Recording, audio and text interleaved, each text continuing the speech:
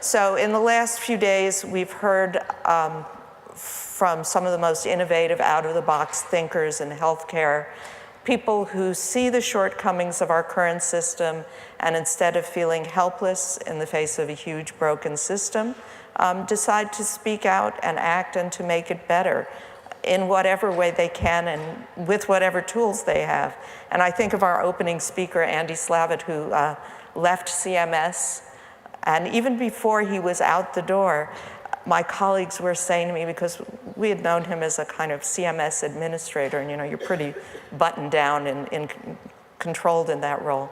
And suddenly we see Andy Slavitt tweeting all the time about healthcare and how the system should move and what could be better. And I think in his leaving the government, he's taken up that role around the country and on social media, making people think twice about the bills that are going through the Senate, or 3 times or 4 times, thinking what we can aspire to, asking people with pre-existing conditions to tell about their story and how the Medicaid expansion helped them.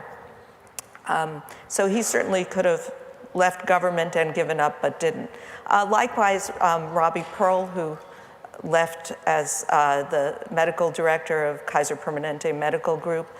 He left because he wanted to talk out more about how we could change the system. He wanted to be more active than he could be while working.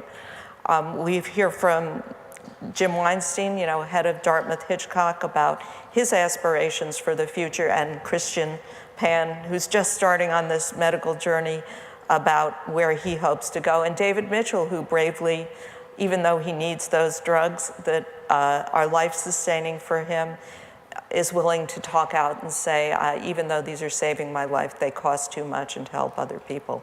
And Peter Bach, who took up the cause of high drug prices, and I'm sure at many times uncomfortably in the setting of working at Memorial Sloan Kettering Cancer Center.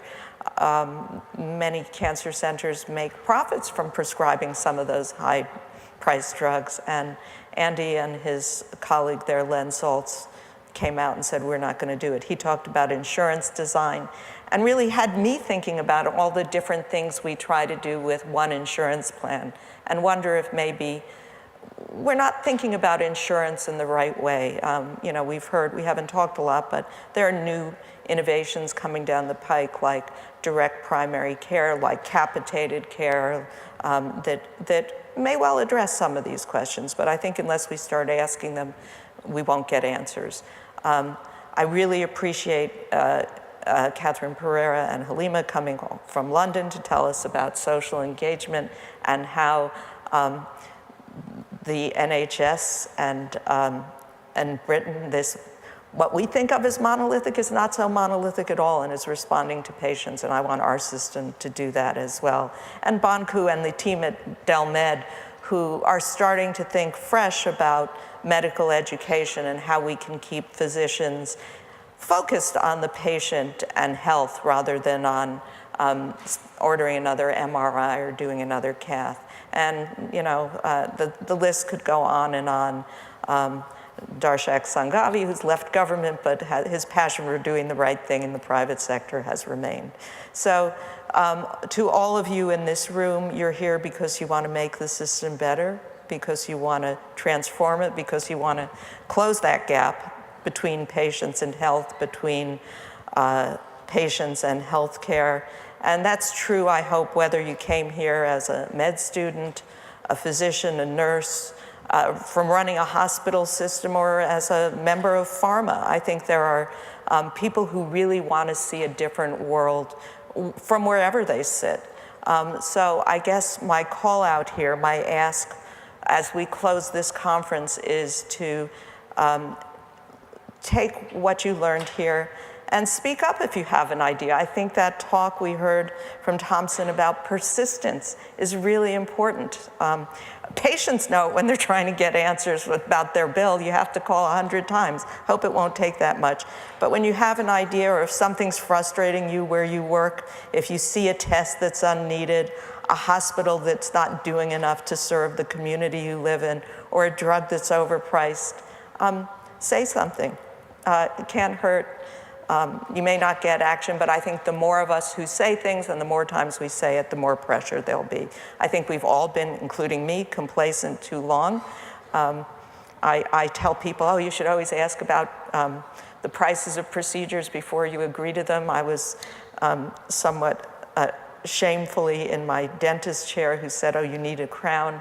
And my mouth was open, and he said, oh, we've got to replace it. And I was just like, okay. And, you know, boom, I was stuck with a $2,000 bill. And I thought, me? You know, this is what I preach, and here I am, kind of a sucker. So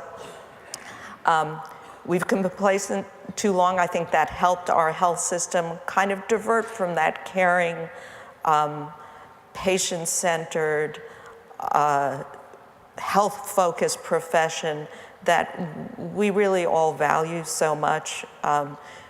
We know it doesn't deliver value, but I think we have to consider too what it is we value before we go further on delivering value. Because often value isn't what's really valuable to patients, as Danielle said this morning, isn't the expensive stuff.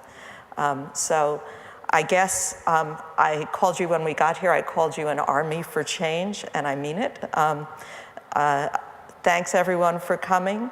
I hope when we come back next year, we'll see some progress. So my call out now at the end of the conference is wherever you sit, wherever you work, whatever community you're in, take what you've learned here and go out and do something.